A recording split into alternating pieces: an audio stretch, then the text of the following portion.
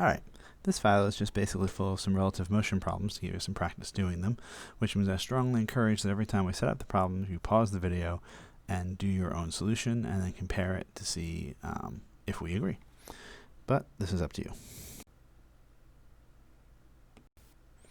To reach a point directly opposite its starting point, a boat crossing a river flowing at 3 meters per second needs to travel upstream at an angle of 33 degrees relative to the path straight across. What is the boat speed through still water? In other words, its velocity relative to the water, not relative to the ground. So give that a go.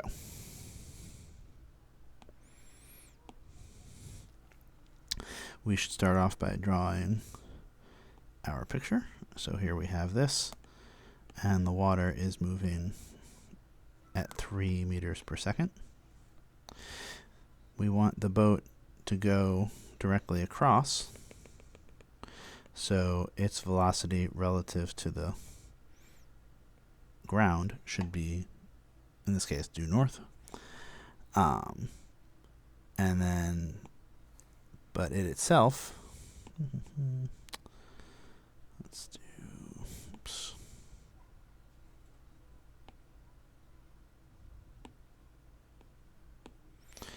That it heads at some angle, which they give us.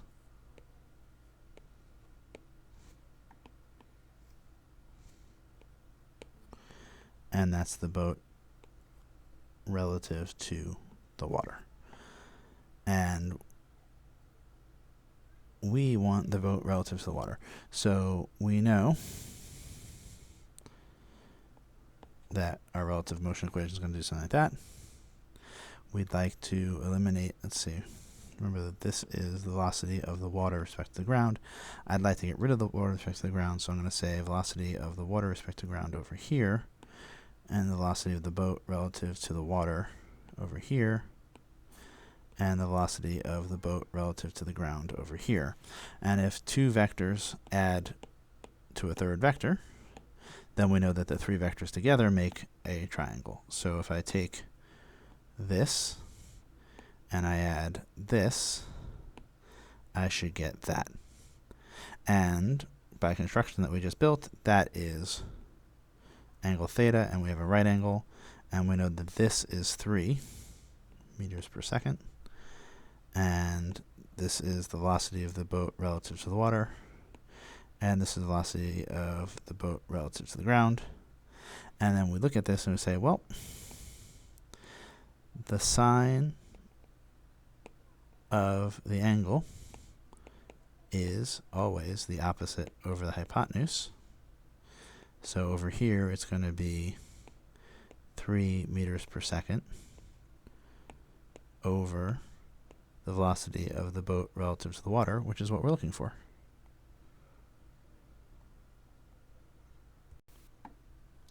So sine of the angle, which was 33 degrees, is 3 meters per second over our velocity that we're looking for. So the velocity that we're looking for is 3 meters per second over the sine of 33, which is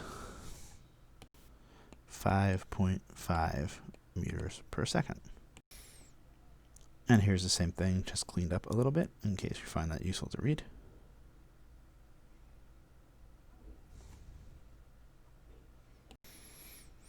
Next problem. Katja swims at 3.5 meters per second in still water. She is swimming in an infinity pool that is 12 meters long and flows at a rate of 2 meters per second. How many seconds does a round trip take her? Assume it takes no time for her to reverse direction.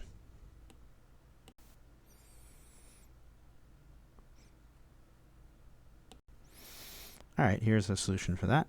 Maybe a little bit less colorful than before, but we have that the velocity of Katja relative to the water plus the speed of the water relative to the ground. That's going to be what the infinity pool is flowing at. This is how fast she spins. This is, or swims. This is how fast she moves relative to somebody standing on the side of the pool. That's the distance that we know. The length of the pool is 12 meters. So this comes in two parts. She swims downstream, in other words, with the water, and then later on she swims upstream against the water. When she's moving downstream, we can say that her velocity is the 3.5 that she swims plus the extra 2 that the wave pool adds. So she swims at a rate of 5.5 meters per second. So her time to go downstream would be that speed dividing into the distance, right? Because the distance traveled is the speed times the time. No acceleration, so we don't have to worry about that word t² term. So we find that it takes her 2.2 seconds to go from this end of the pool to this end of the pool. And then she swims back upstream. And we can say, well, her velocity upstream is, well, I'm going to keep the same axes, which is maybe unfortunate, but so that we're still saying this way is positive, so it's still plus 2 meters per second this way, but she's moving the other way, so her velocity is minus 3.5 meters per second, and so overall her velocity is moving upstream, and it's minus 1.5 meters per second in this coordinate frame. And to be explicit, our coordinate frame is that this is plus x. You could totally switch the reference frame if you wanted in the second part and just be clear about it and have everybody going the other direction, or you could have chosen that direction to begin with, however you wanted to go off. I just choose to keep it the same here.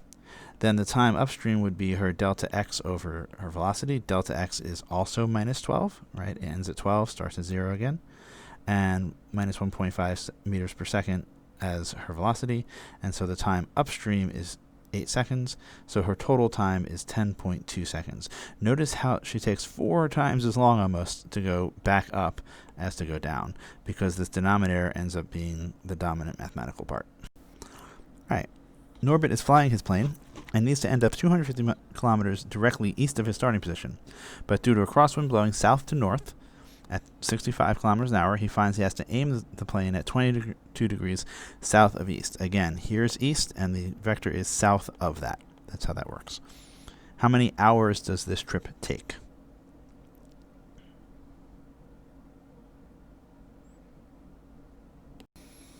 All right. Well, we know the time would be the distance divided by the speed. But which speed? Right? Which velocity do we use in the delta x over v equation? And here's going to be the most important thing to remember. Since the distance is measured along the ground, then the relative velocity is the velocity of the plane relative to the ground. All right, since we have to always do our v equals or delta x equals vt has to be in the same reference frame. We have to use the x and the t and the v in the same reference frame. So we need to get his velocity of the air relative. We need to get the velocity of the plane relative to the ground, but we're only given the velocity of the air relative to the ground. So we need to get the velocity of Norbit relative to the ground. But we do know that we'd have, going back to our standard equation, that if we have the velocity of Norbit relative to the air, and we added in the velocity of the air relative to the ground, which we know is from south to north, this guy, then we should get, and we would get, the velocity of Norbit relative to the ground. Right? Again, just pointing out that we are contracting these indices. We're setting up our equation to make sure that we have that pattern that guarantees that we're adding the correct vectors together. This means that we get the velocity of Norbit relative to the air, how far off he shifts, plus velocity of the air relative to the ground, and that gives us the velocity of Norbit relative to the ground, which is what we end up wanting. So we get this triangle. Here, if we look carefully, we have been getting lots of sine things here, but now it's the tangent that matters. The tangent of this angle is the opposite side over the adjacent side. How do I know to use tangent?